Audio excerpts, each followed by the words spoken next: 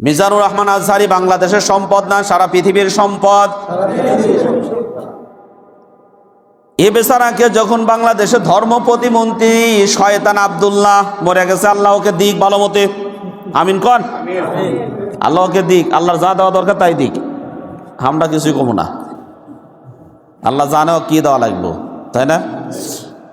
এই শয়তানরা বলেছিল ওই যে আজহারি কি জানে, আজহারি আছে, হ্যাঁ আজহারি টাজহারি বলছে, ও বলছে আজহারি টাজহারি, ওকে যাইতে বাধ্য করেছে বিদেশে আসতে, দেশে আসতে দেয়নি।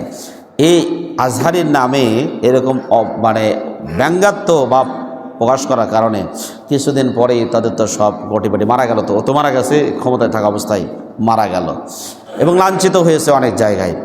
তার কিছুদিন পরে বাংলাদেশের একজন বদমাইশ প্রতিমন্ত্রী টাকলা মুরাদ, নাম শুনেছেন?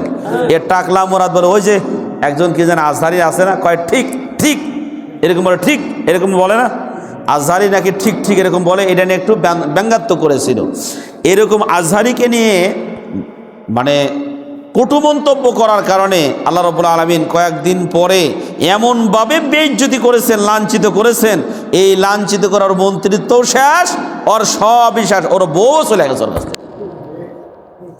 আচ্ছা, ওখানে গেল।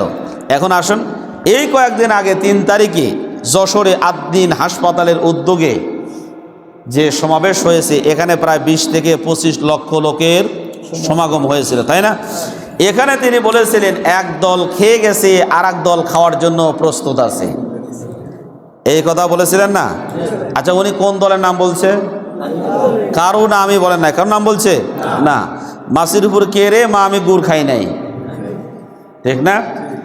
তো এক দল খেয়ে গেছে, আর এক দল খাওয়ার জন্য প্রস্তুত আছে, এই কথা বলার পরে আমাদের এই দেশের কিছু মানুষের গায়ে আগুন ধরেছে। ওই যে আজহারি মাঝহারি আছে, বলছে আজহারি মাঝহারি আছে, এই আজহারি মাঝহারি বলছে এক দল খেয়ে গেছে, আর এক দল খাওয়ার জন্য প্রস্তুত আছে। আমি তাকে বলতে চাই, আপনার রাজনীতি করবেন প্রকাশ শেষে করেন, আড়াল থেকে করেন কেন? আবার তাকে পরামর্শও দিয়েছে আপনি জামাতে যোগ দেন। আরে ভাই, সে জামাতে যোগ দিবে না কিসে দিবে? তোমার মতো এই ছোট্ট মানুষের কাছে তার জিজ্ঞেস করার দরকার আছে? যেই লোকের ডাকে 20 থেকে 25 লক্ষ লোক সমাগম হয়, তোমার ডাকে মিয়া কিছুই তো আসে না, তুমি তাকে পরামর্শ দেওয়ার কে?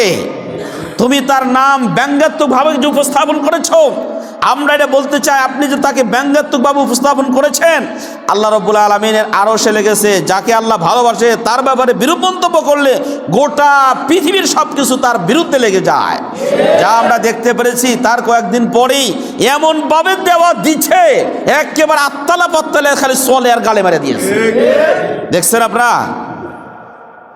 আলেমদের সাথে যারা বেয়াদবি করে, আল্লাহ রাব্বুল আলামিন তাদেরকে ভালো মতেই দেন। সুতরাং আমরা বলতে চাই, এই পতিত জালেম স্বৈরাচার সরকার ইসলামের বিরুদ্ধে লাগার কারণে, আলেমদের বিরুদ্ধাচরণ করার কারণে জনগণ তাদের উপরে এমনভাবে খেপে গিয়েছিল, খেপার কারণে শেষ পর্যন্ত তাও তারা হেলিকপ্টার উঠতে পেরেছে।